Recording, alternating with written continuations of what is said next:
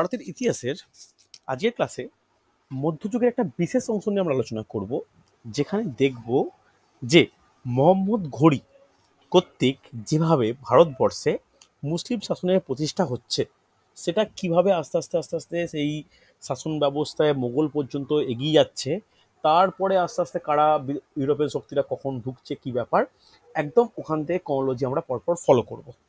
তো আমরা আজকের টপিক ভালো করে শুনে নাও। আজকের টপিক হচ্ছে দিল্লি সুলতানি।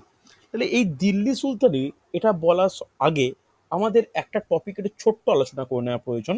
সেই জন্য প্রত্যেকে নোট ডাউন করো যে ভারতীয় মুসলিম শাসনের প্রতিষ্ঠা।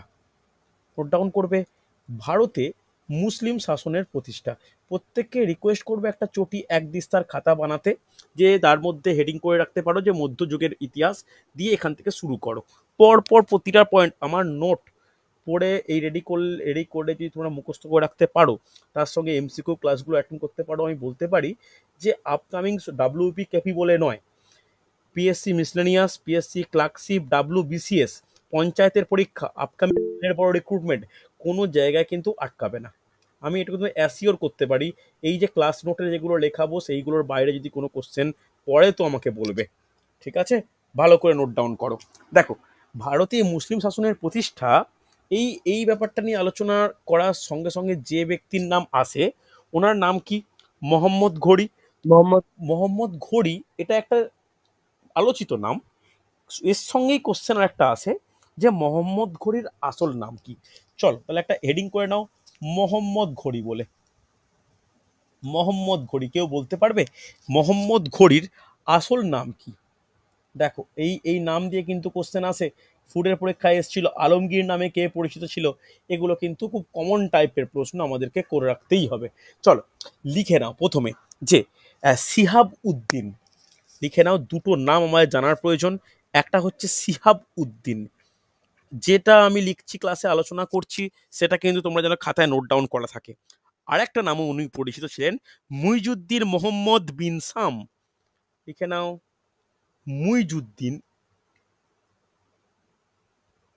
মুইজুদ্দিন মোহাম্মদ বিন সাম। ওকে, নামগুলো কিন্তু ইম্পর্টেন্ট, কেন কিরকম টাইপের কোশ্চেন আসে।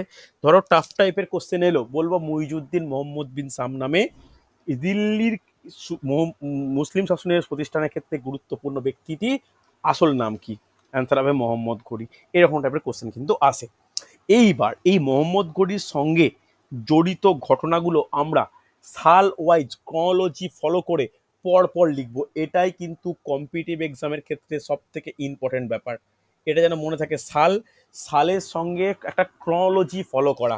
ক্রনোলজি বলতে যে কালক্রম। তাহলে প্রথম যে সালটা লিখবে, লেখো 1173। 1173 ড্যাশ দিয়ে লেখো, এই সালে মোহাম্মদ ঘুরি গজনির শাসনকর্তা নিয়োগ হয়। আমি ডিটেলসে লেখাচ্ছি, হয়তো ডাব্লিউবি পরীক্ষার জন্য এটা ইম্পর্টেন্ট নয়, কিন্তু যদি কোশ্চেন টাফ হয় পড়ে মানে পড়তেই পারে। তাই অনেকে হয়তো বলবে এত টাফ করতে হবে, আমার বলে করে রাখা ভালো। লিখে নাও, গজনির শাসনকর্তা হিসাবে নিযুক্ত হন। ঠিক আছে, ফার্স্ট পয়েন্ট। আমার দেরি লাগুক, একটা টপিক শেষ করতে 6টা ক্লাস লাগুক, তবে আমি একটা ডেটা কিন্তু মিস করতে চাইছি না। হচ্ছে 2 নম্বর। 2 নম্বর লিখে রাখো, 1175 সাল। দুটো স্থান কিন্তু উনি দখল করেন, বা দখল কথাটা ঠিক নয়, জয় করেন। একটা হচ্ছে মুলতান, মুলতান ও উচ। মুলতান ও উচ দখল করে। মুলতান ও উচ দখল করেন বা জয়লাভ করেন বলতে পারি। নেক্সট যে সাল নিয়ে আমরা দেখবো, এটা কিন্তু খুব গুরুত্বপূর্ণ, স্টার দিয়ে রাখো, 1178। এটা ভারতের ইতিহাসে অন্যতম গুরুত্বপূর্ণ, কারণ এটি ছিল প্রথমবার ভারত আক্রমণ। ঠিক আছে, খুব ভালো কোশ্চেন কিন্তু। একটা যুদ্ধের নাম লিখবে, লিখে রাখো যে কায়াদারার যুদ্ধ। দেখো, অনেকেই যারা ক্লাস করছো এখন, অনেকেই এই যুদ্ধ সম্পর্কে খুব একটা শোনোনি, না শোনাটাই উচিত, বলার জন্যই আমি আছি। তো লিখে নাও, কায়াদারার যুদ্ধ। এই কায়াদারার যুদ্ধ কার সঙ্গে কার হয়? এটা কায়দারার যুদ্ধ হয় মোহাম্মদ ঘুরির সঙ্গে গুজরাটের শাসক দ্বিতীয় ভীমদেব। তাহলে জাস্ট লিখে রাখছি আমি, দ্বিতীয় ভীমদেব, দ্বিতীয় ভীমদেব ভার্সেস মোহাম্মদ ঘুরি। মোহাম্মদ ঘুরি। ওকে, ব্যাকেটে লিখে রাখলাম দ্বিতীয় ভীমদেব কে ছিল? গুজরাটের শাসক। ওকে, গুজরাটের এটা কি তৎকালীন সোলাঙ্কি শাসক। রাজা? বুঝতে পারলাম না, বলো, শুনতে পেলাম না। এটা কি সোলাঙ্কি রাজবংশ রাজা? একদমই একদমই তাই, একদমই তাই, আমি এটাই পরে পয়েন্টে বলতে যাচ্ছি। এই যুদ্ধটা কোথায় হয়? এই যুদ্ধটা নেক্সট পয়েন্ট করে লিখে রাখো যে মাউন্ট আবুর নিকট, সোলাঙ্কি মাউন্ট আবুর নিকট। ওকে, মাউন্ট আবুর নিকট এই যুদ্ধ সংগঠিত হয়, মাউন্ট আবুর নিকট। ভেরি গুড ইনফরমেশন, সুন্দর। মাউন্ট আবুর নিকট হচ্ছে, হ্যাঁ কি না? কিন্তু এই যুদ্ধে কে জয়লাভ করে? এই যুদ্ধে জয়লাভ করে, আমি হাইলাইট করছি, দ্বিতীয় ভীমদেব। ওকে, দ্বিতীয় ভীমদেব কিন্তু জয়লাভ করে। বুঝতে পারলে? এমনকি এটা একটা উল্লেখযোগ্য ব্যাপার, ভীমদেবের মা নাইকি দেবী, নাইকি দেবীর কাছে কিন্তু মোহাম্মদ ঘুরি পরাজিত হয়। ঠিক আছে, মনে থাকবে। তাহলে প্রথম আমি স্টার্ট দিয়ে রাখো এই জায়গাটায়, কারণ এটা হচ্ছে প্রথমবার ভারত আক্রমণ। এই প্রথমবার ভারত আক্রমণ কোন যুদ্ধ? এটা হচ্ছে কায়দারার যুদ্ধ। কার সঙ্গে হয়েছিল? সোলাঙ্কি রাজবংশের দ্বিতীয় ভীমদেব, যেটা গুজরাটের শাসক তৎকালীন ছিলেন, তার সঙ্গে মোহাম্মদ ঘুরি। এই যুদ্ধে উল্লেখযোগ্য ভূমিকা পালন করে ওনার মাতা নাইকি দেবী। ওনার কাছে কিন্তু মোহাম্মদ ঘুরি পরাজিত হয়, হচ্ছে পরাজিত হয়, লেখা হয়েছে। চলো পরের পয়েন্ট, পরের পয়েন্ট নোট ডাউন করবে যে 1179, তারপর লিখে নাও 1182, তারপর লিখে নাও 1185, তারপরে লেখো পরপর কয়েকটা সাল লেখা প্রয়োজন, 1186। কেন চারটে সাল, এই কেন চারটে সাল বললাম একটু লিখে রাখা প্রয়োজন, এটা ডাব্লিউবিসিএস পিএসসি মিশনাস পরীক্ষার জন্য ইম্পর্টেন্ট। লিখে নাও কোন কোন স্থান কিন্তু দখল করছেন উনি, ক্ষমতা বৃদ্ধি করছেন, এবং ক্ষমতা বৃদ্ধির মাধ্যমে পেশোয়ার জয়,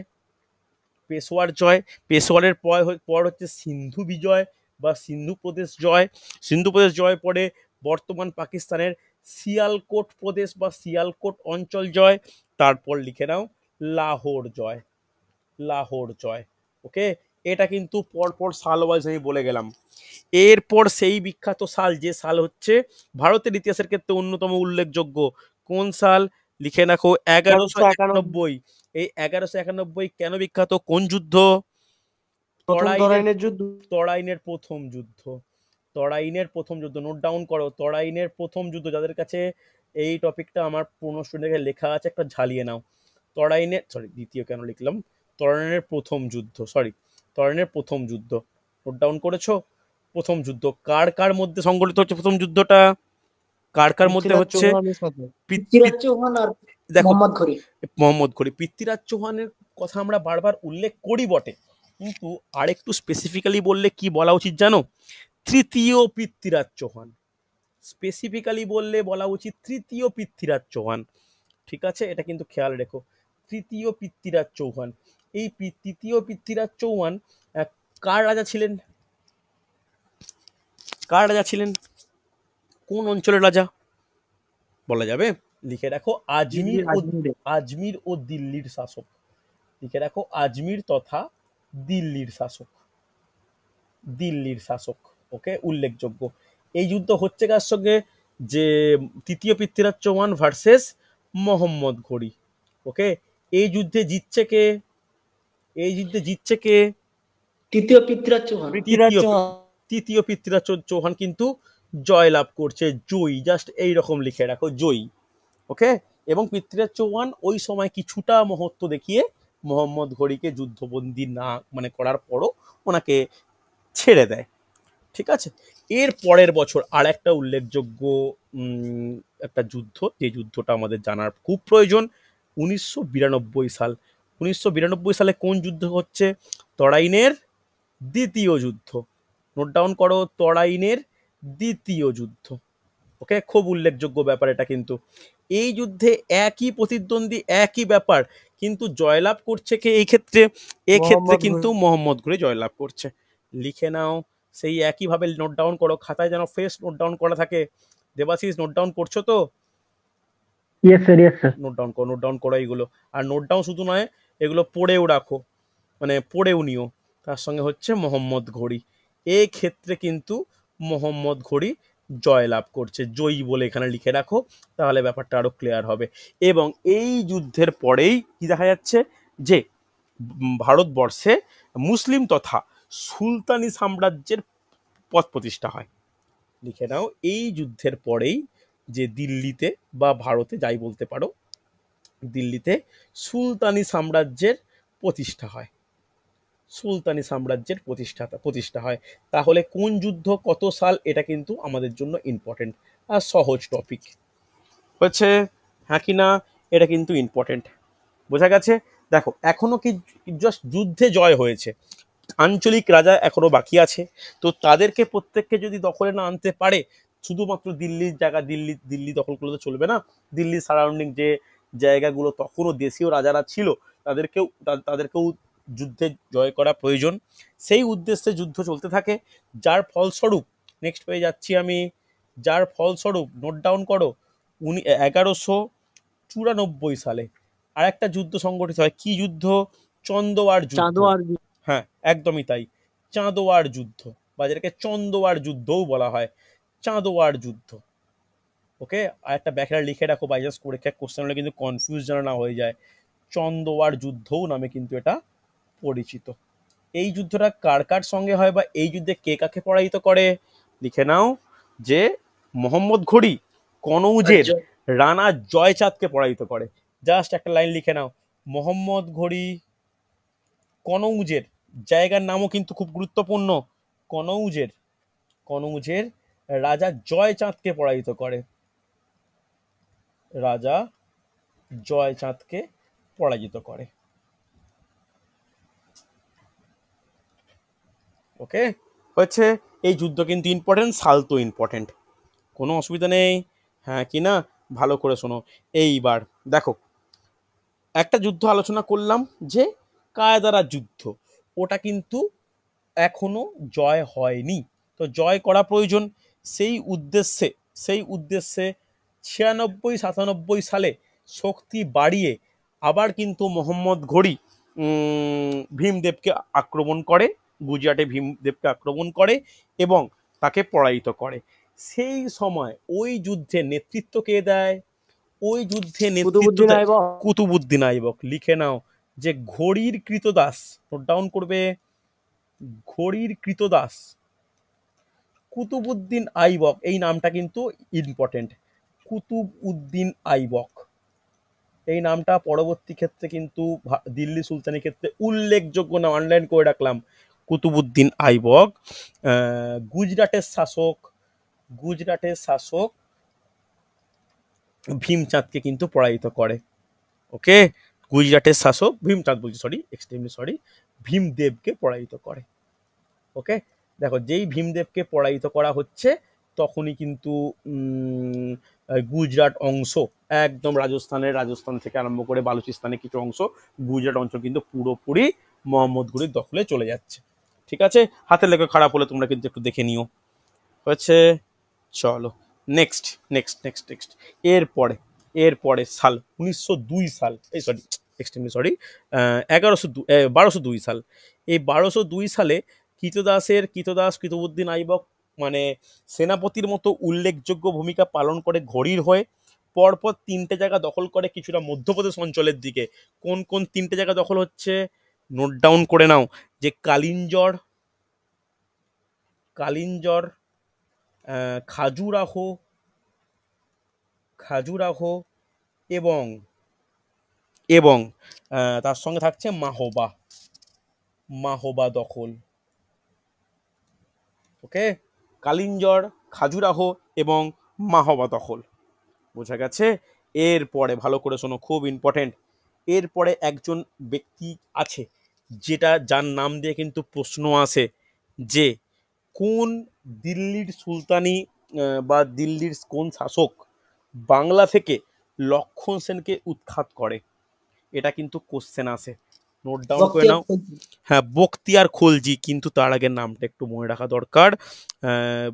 1203 থেকে 1204 সালের এই সময়টার মধ্যে নামটা খুব হাইলাইট করে লিখে রাখো, যে ইখতিয়ার উদ্দিন মোহাম্মদ বিন বখতিয়ার খলজি। মোহাম্মদ বিন বখতিয়ার খলজি। বখতিয়ার খলজি নামটা উল্লেখ করো, এটা খুব ইম্পর্টেন্ট কিন্তু। দেখো, শেষ সেন রাজা, শেষ সেন রাজা, শেষ সেন রাজা লক্ষণ সেনকে পরাজিত করে। লক্ষণ সেনকে পরাজিত করে। ওকে, এই নামটা কিন্তু ইম্পর্টেন্ট। এটা ডাব্লিউবিসিএস পিএসসি মিসলিনিয়াসের খুব ফেভারিট প্রশ্ন হচ্ছে। এরপর ভালো করে শুনে নাও যে লাস্ট এই সালটা ইম্পর্টেন্ট, 1206 সাল। দেখো, ইতিহাস পড়তে হলে সাল ছাড়া কিন্তু করা মুশকিল, কিছুটা কনসেপ্ট ক্লিয়ার প্রয়োজন, বিশেষ করে আধুনিক ভারতীয় ইতিহাসের ক্ষেত্রে। কিন্তু এই মধ্যর ক্ষেত্রে সালটা মনে রাখলেই হবে। মধ্যর ক্ষেত্রে এটা অতটা, পলিটিক্সটা অতটা থাকে না, তাই জাস্ট কনসেপ্টের থেকে ইনফরমেশনটা বেশি ইম্পর্টেন্ট। ওই 1206 সালে কি হচ্ছে? মোহাম্মদ ঘড়ির মৃত্যু। ওকে, মোহাম্মদ ঘড়ির মৃত্যু হচ্ছে। তাহলে উনি কিন্তু, ওনার মৃত্যু হচ্ছে বটে, কিন্তু উনি যেভাবে প্রতিষ্ঠা করেছিলেন সেইটা তো কাউকে একটা চালিয়ে নিয়ে যাওয়া প্রয়োজন। এবং ভারতে মোহাম্মদ ঘড়ির প্রতিনিধি ছিলেন কে? কুতুবুদ্দিন আইবক। এই কুতুবুদ্দিন আইবক 1206 সালে মোহাম্মদ ঘড়ির মৃত্যু হয়ে যাওয়ার পরে ওনার পদবী বা ওনার নাম অনুযায়ী আইবক বংশ, বা যেহেতু উনি দাস ছিলেন, তো ওনার যে কৃতদাস, ওনার যে একটা পরিচয়, সেই কৃতদাস পরিচয় অনুযায়ী দাস বংশের কিন্তু প্রতিষ্ঠা করে। কথাটা বুঝতে পারলে? দাস বংশের কিন্তু প্রতিষ্ঠা করে, এটা কিন্তু খুব গুরুত্বপূর্ণ, ভালো করে শুনে নাও। হচ্ছে, তাহলে দাস বংশের প্রতিষ্ঠা, দিল্লি সুলতানি যদি বলা হয়, এই দিল্লি সুলতানি প্রতিষ্ঠা হচ্ছে কত সাল থেকে? এই প্রতিষ্ঠা হচ্ছে 1206 সাল থেকে। প্রতিষ্ঠাতাকে, প্রতিষ্ঠাতা কিন্তু মোহাম্মদ ঘড়ি বলা চলে না। মোহাম্মদ ঘড়ির স্টেপগুলো ছিল, অবশ্যই ছিল, কিন্তু কুতুবুদ্দিন আইবককে প্রতিষ্ঠাতা বলা হয়। ওকে, আবার পরে আমরা দেখব ওই প্রতিষ্ঠাতাটাও টলমলে ছিল, ওটাও পরবর্তী ক্ষেত্রে আরো স্ট্রং, মজবুত হয়েছে। কার সময়? ইলতুৎমিশের সময়। তাই ইলতুৎমিশকে বলা হয় দিল্লি সুলতানের প্রকৃত প্রতিষ্ঠাতা। ঠিক আছে, চলো তো নেক্সট হেডিং করো, একটা ছোট করে পয়েন্ট করে নেওয়া প্রয়োজন যে দিল্লি সুলতানির বিভিন্ন রাজবংশ। হেডিং করো দিল্লি সুলতানির, দিল্লি সুলতানির বিভিন্ন রাজবংশ।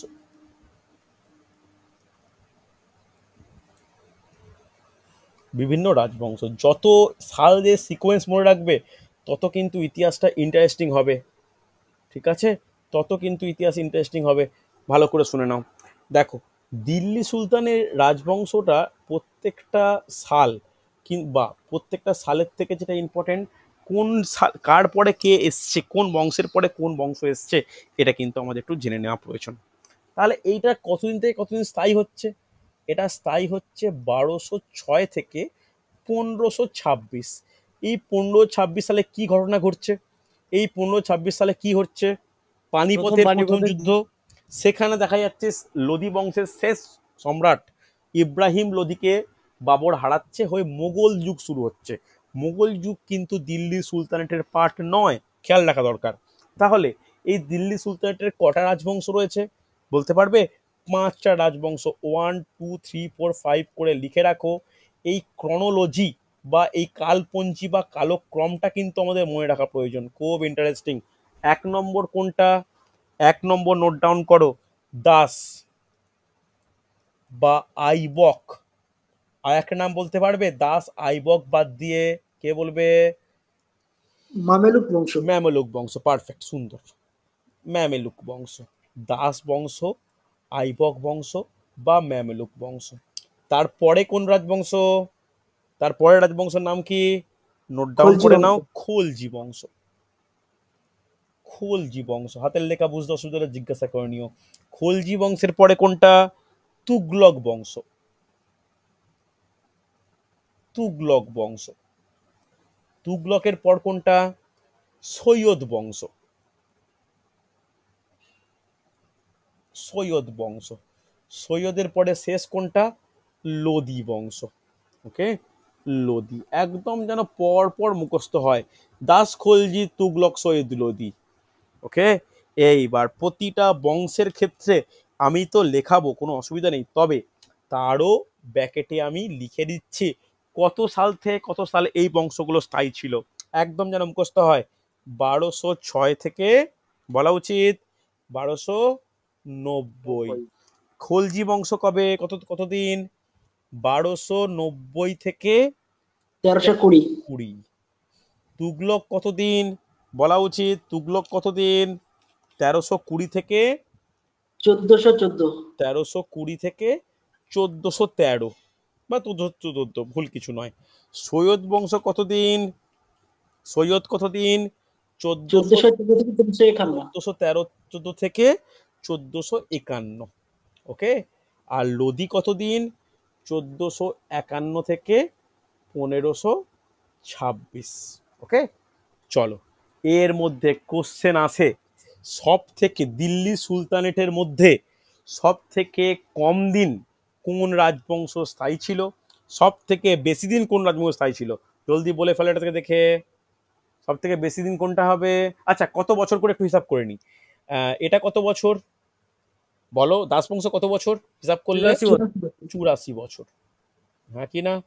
খলজি বংশ কত বছর দেখে নাও? 30 30 বছর। 30 বছর।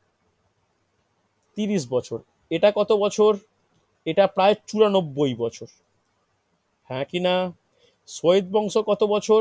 সৈয়দ বংশ হচ্ছে বলো 37 বছর। 37 বছর। আর এটা কত বছর?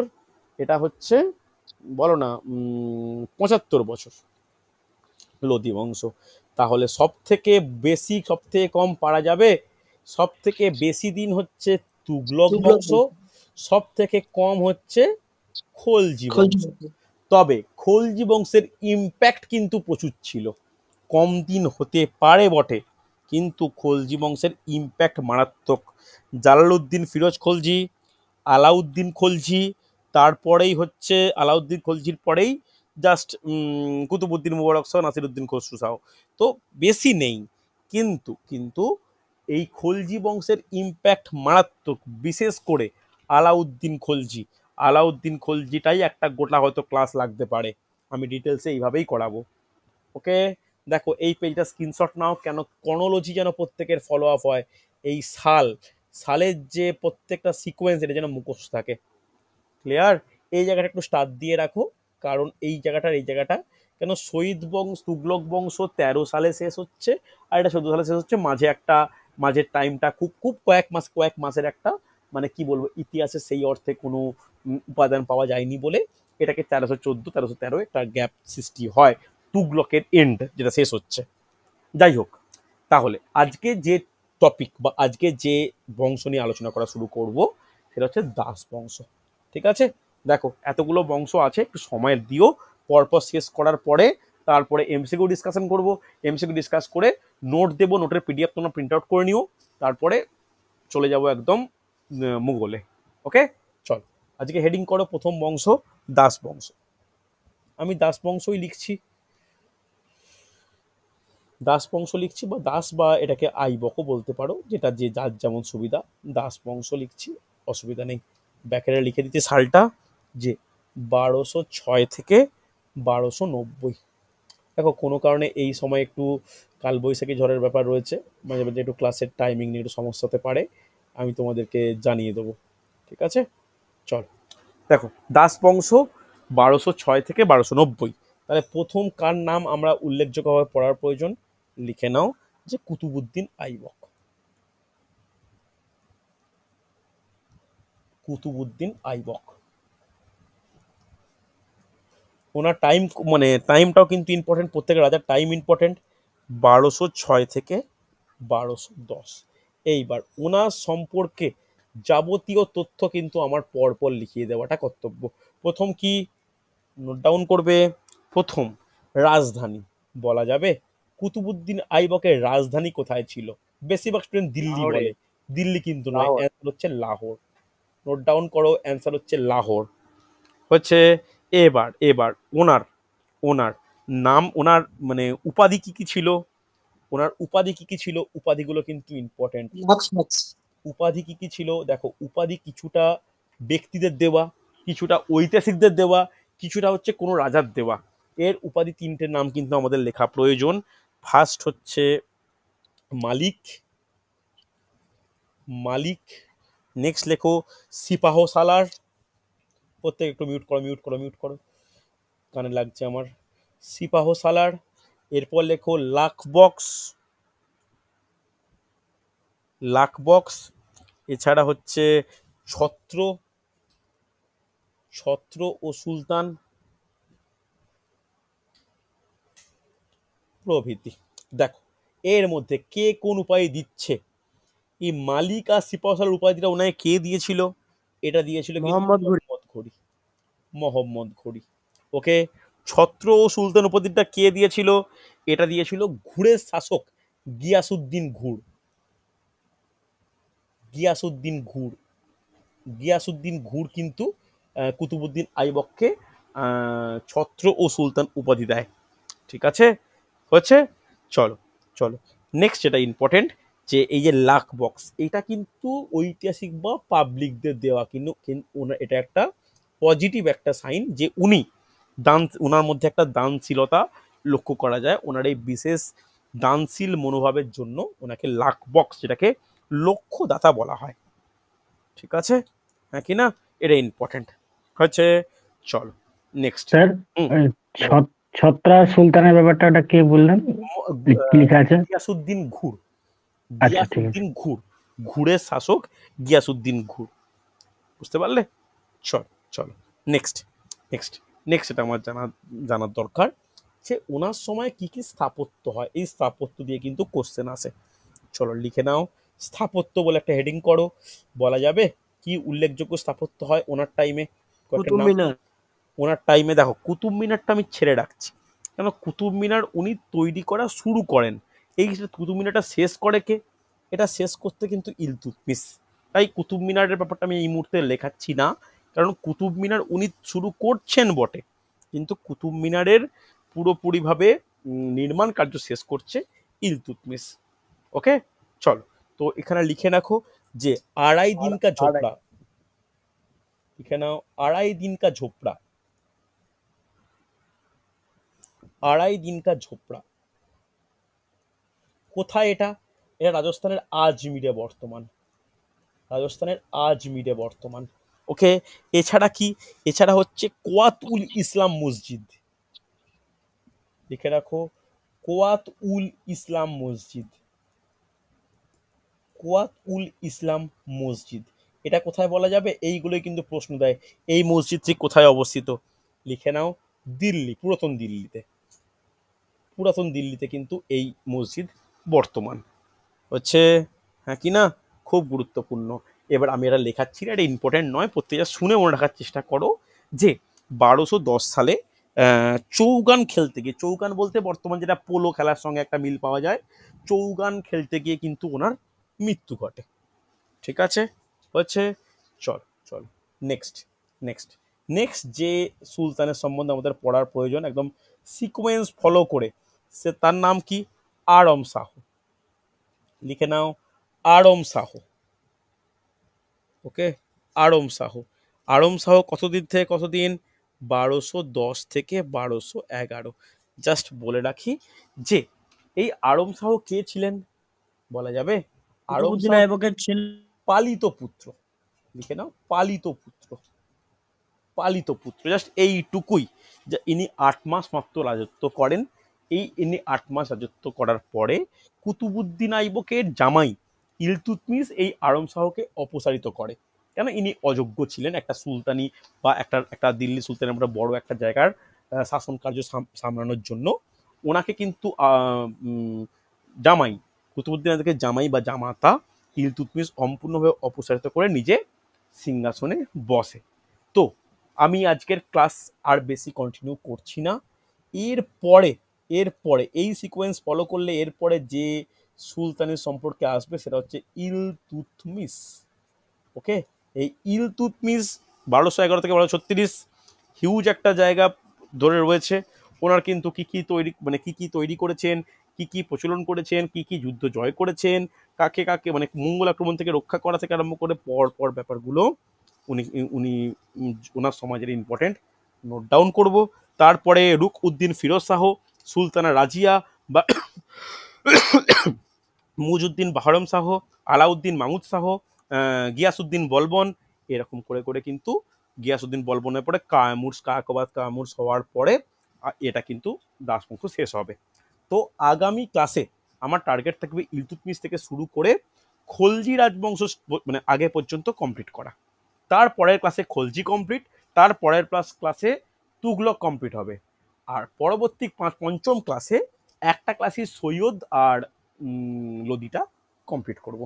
ওকে, এইভাবে কিন্তু আমার দিল্লি সুলতানেট করার পরেই মুঘল শুরু করব। তারপরে এই দিল্লি সুলতানেট থেকে প্রায় প্রায় একদম দুটো ক্লাস এমসিকিউ ডিসকাস করব। ওকে, মোটামুটি সময় দাও, মানে 3টে সপ্তাহ টাইম দাও। 3টে সপ্তাহ টাইম দিলে আমার ইতিহাসের এই হিউজ পোর্শনটা আমি কভার করে দিতে পারবো। ঠিক আছে, একটু যারা লিখতে অসুবিধা বা কোনো তথ্য বুঝতে অসুবিধা, একটু আমাকে পরবর্তী ক্ষেত্রে ফোন করে হলো জিজ্ঞাসা করে নিও, বা রেকর্ডিং দেখলে আশা করি সমস্যা হবে না। ঠিক আছে, তাহলে পরবর্তী ক্লাসে দিল্লি সুলতানের ক্লাসে আমরা ইলতুৎমিশ নিয়ে আলোচনা করব। ঠিক আছে, চল আজকে তাহলে এতটাই।